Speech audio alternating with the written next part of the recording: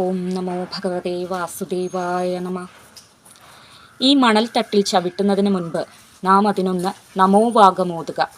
ഏതീ പ്രദേശമെന്നോ ഹാ മലയാള ഭൂതിലകായിതയാം തിരുനാവയെ. മഹാകവി ജി ശങ്കരക്കുറുപ്പ് ഒരു പുണ്യഗ്രാമത്തിൻ്റെയും അവിടുത്തെ പുണ്യമായിട്ടുള്ള അതിപുരാതനമായിട്ടുള്ള ഒരു ക്ഷേത്രത്തിൻ്റെയും മാഹാത്മ്യത്തെക്കുറിച്ച് വർണ്ണിക്കുന്ന ഒരു വരികളാണിത്. ഏതാണ് ആ ക്ഷേത്രം? ഭാരതപ്പുഴയുടെ തീരത്ത് സ്ഥിതി ചെയ്യുന്ന നവാമുകുന്ദ ക്ഷേത്രം. ആ ക്ഷേത്രത്തിൻ്റെ വളരെ പഴക്കമുള്ള ആ ക്ഷേത്രത്തിൻ്റെ ഐതിഹ്യത്തെക്കുറിച്ച്, അതിൻ്റെ ചരിത്ര പ്രാധാന്യത്തെക്കുറിച്ചൊക്കെയാണ് ഈ വീഡിയോയിലൂടെ ഇന്ന് പറയുന്നത്. പണ്ട് അയോധ്യ ഭരിച്ചിരുന്ന ഋഷഭൻ എന്ന രാജാവിന് ജയന്തി എന്ന പത്നിയിൽ നവയോഗികൾ എന്ന് പുകഴ്പെറ്റ 9 പുത്രന്മാരുണ്ടായി. കവി, ഹരി, അന്തരീക്ഷൻ, പ്രബുദ്ധൻ, പിപ്പലായനൻ, ആവിർഹോത്രൻ, ദ്രുമിളൻ, ചമസൻ, കരഭാജനൻ എന്നിങ്ങനെ 9 പുത്രന്മാർ. ആത്മവിദ്യാ വിശാരദന്മാരായിട്ടുള്ള ഇവർ ലോകം മുഴുവൻ സഞ്ചരിക്കാൻ തുടങ്ങി. അവരുടെ സഞ്ചാരത്തിനൊടുവിൽ നേപ്പാളിലെ ഭിക്മതി നദിയുടെയും ഖണ്ഡകി നദിയുടെയും സംഗമസ്ഥാനത്തെത്തിച്ചേരുകയാണ് അവർ. അവിടെ നിന്ന്, ആ പുണ്യതീർത്ഥത്തിൽ നിന്നും പ്രഥമപുത്രനായിട്ടുള്ള കവിക്ക് ഒരു വിഷ്ണു സാളഗ്രാമം ലഭിക്കുകയാണ്. വിഷ്ണു സാളഗ്രാമം എന്ന് പറഞ്ഞാൽ നമുക്കറിയാം, മുക്തിദായകമാണ്. ഈ വിഷ്ണു സാളഗ്രാമത്തെ ഏറ്റവും ശ്രേഷ്ഠമായ സ്ഥാനത്ത് ജനക്ഷേമത്തിനായിട്ട് പ്രതിഷ്ഠിക്കുക എന്ന ഒരു അശരീരിയും ആ അവസരത്തിൽ ഉണ്ടാവുകയാണ്. വിഷ്ണു സാളഗ്രാമ പ്രതിഷ്ഠയ്ക്ക് ശ്രേഷ്ഠമായിട്ടുള്ള സ്ഥലം അന്വേഷിച്ച് കവി ഭാരതമൊട്ടാകെ സഞ്ചരിച്ചു. ഒടുവിൽ ആ മഹായോഗി നിളാനദിയുടെ വടക്കേ കരയിലും എത്തി. നിളാനദിയിൽ സ്നാനം ചെയ്ത് ധ്യാനനിരതനായിരിക്കുമ്പോൾ ആ പ്രദേശത്ത് നിറഞ്ഞു നിൽക്കുന്നതായിട്ടുള്ള വിഷ്ണു ചൈതന്യം അദ്ദേഹത്തിന് മനസ്സിലാവുകയാണ്. പണ്ട് മഹായാഗത്തിന് വന്നിട്ട് വിഷ്ണു കുടികൊണ്ട ആ ഭൂമി അന്ന് അരയാൽ വൃക്ഷങ്ങളെ കൊണ്ട് നിബിഡമായിരുന്നത്രേ. അങ്ങനെ അദ്ദേഹം, ഇത് തന്നെയാണ് ഭഗവാന്റെ ചൈതന്യം നിറഞ്ഞു നിൽക്കുന്ന ഈ പുണ്യഭൂമി തന്നെയാണ് വിഷ്ണു സാളഗ്രാമ പ്രതിഷ്ഠയ്ക്ക് ഏറ്റവും ഉചിതമെന്ന് ഉറപ്പിച്ച് അവിടെ ആ സാളഗ്രാമത്തെ പ്രതിഷ്ഠിക്കുകയാണ്. പൂജയും കാര്യങ്ങളൊക്കെ ചെയ്യുന്നുണ്ട്. എന്നാൽ അദ്ദേഹം യാത്ര തുടർന്നതിന് ശേഷം ആ സാളഗ്രാമം ഭൂമിയിൽ അന്തർദാനം ചെയ്തു പോവുകയാണ് ഉണ്ടായത്.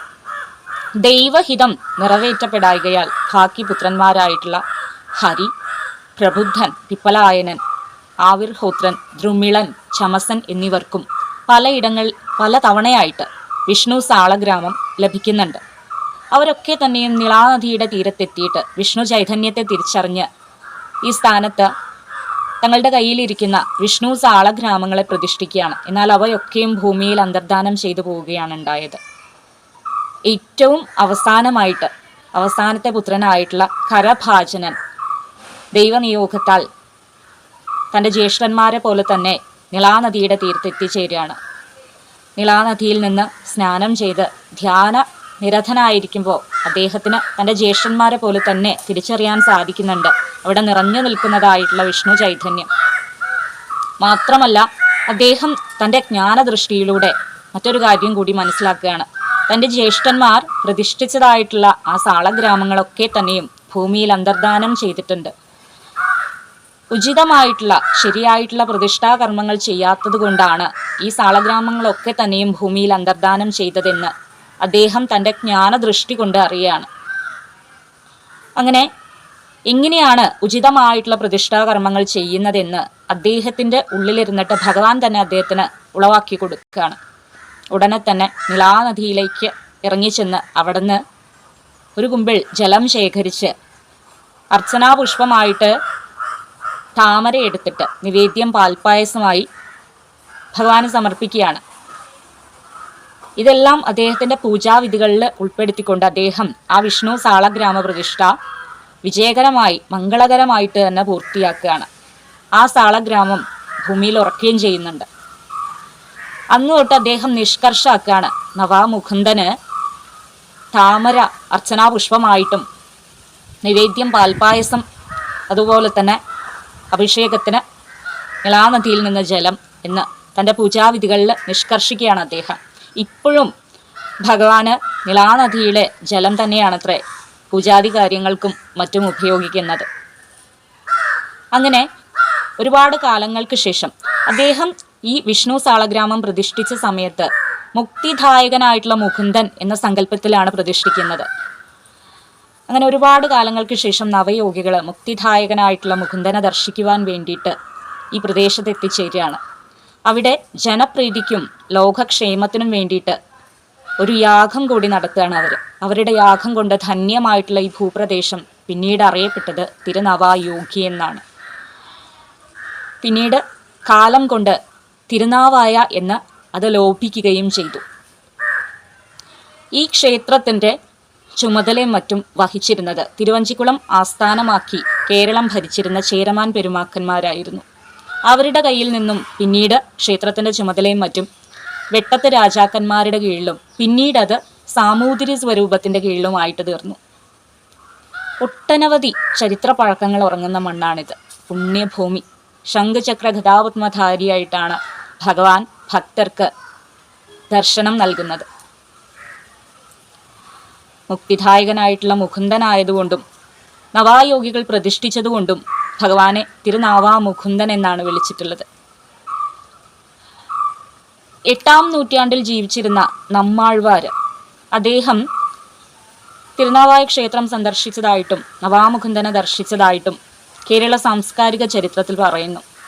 മാത്രമല്ല നമ്മാഴ്വാരും തിരുമങ്കയാഴ്വാരും തങ്ങൾ രചിച്ച സ്തുതിഗീതങ്ങളിൽ തിരുനാവായ ക്ഷേത്രത്തെക്കുറിച്ച് പ്രകീർത്തിക്കുന്നുണ്ട്. വൈഷ്ണവ സ്തുതിഗീതങ്ങളായിട്ടുള്ള അന്നത്തെ കാലഘട്ടത്തിലെ ദ്രാവിഡഗാന സമാഹാരമായിട്ടുള്ള ദിവ്യപ്രബന്ധത്തിൽ ലക്ഷ്മീ സമേതനായിട്ടുള്ള വിഷ്ണു എന്ന് ഭഗവാനെക്കുറിച്ച് പറയുന്നുണ്ട്. ഭാരതത്തിലെ 108 വൈഷ്ണവ ക്ഷേത്രങ്ങളിൽ ഒന്നാണ്. അതായത് പാടൽ പെറ്റ ക്ഷേത്രങ്ങൾ എന്നാണ് പറയുക. ഭാരതത്തിലെ 108 വൈഷ്ണവ ക്ഷേത്രങ്ങൾ അതിലൊന്നാണ് തിരുനാവായ ക്ഷേത്രം. 3-ാം ശതകത്തിൽ ജീവിച്ചിരുന്ന 3 ആഴ്വാർ കവികളും അതുപോലെ 7-8 നൂറ്റാണ്ടുകളിൽ ജീവിച്ചിരുന്ന 9 ആഴ്വാർ കവികളും രചിച്ചിട്ടുള്ള വൈഷ്ണവ സ്തുതിഗീതങ്ങളെയാണ് പാസുരങ്ങൾ എന്ന് പറയുക. ഈ 12 കവികളും കൂടി രചിച്ചിട്ടുള്ള 4000 പാസുരങ്ങളുടെ സമാഹാരത്തെയാണ് ദിവ്യപ്രബന്ധങ്ങൾ എന്ന് പറയുന്നത്. അങ്ങനെ ഒട്ടനവധി പ്രസിദ്ധി ആർജിച്ച ഒരു ക്ഷേത്രമാണ് തിരുനാവായ നവാമുകുന്ദ ക്ഷേത്രം എന്ന് പറയുന്നത്. മലപ്പുറം ജില്ലയിലെ തിരൂർ താലൂക്കിലെ തിരുനാവായ പഞ്ചായത്തിലാണ് ഈ ക്ഷേത്രം സ്ഥിതി ചെയ്യുന്നത്. ഒരുപാട് വർഷത്തെ പഴക്കമുള്ള ഒരു ക്ഷേത്രമാണ്. അതുപോലെ ചരിത്ര പ്രസിദ്ധി ആർജിച്ച ഒരു ക്ഷേത്രം കൂടിയാണിത്. ത്രിമൂർത്തി സംഗമസ്ഥാനമായിട്ടുള്ള ഈ ക്ഷേത്രം പിതൃതർപ്പണ കർമ്മങ്ങൾക്ക് ഏറെ പ്രസിദ്ധമായിട്ടുള്ള ഒരു ക്ഷേത്രമാണ്. നമുക്കറിയാം, ഒരുപാട് വർഷങ്ങൾക്ക് ശേഷം കുംഭമേളയ്ക്കുള്ള ഒരുക്കങ്ങളാണ് നവാമുകുന്ദ ക്ഷേത്രത്തിൽ നിന്ന് ആരംഭിക്കുന്നത്.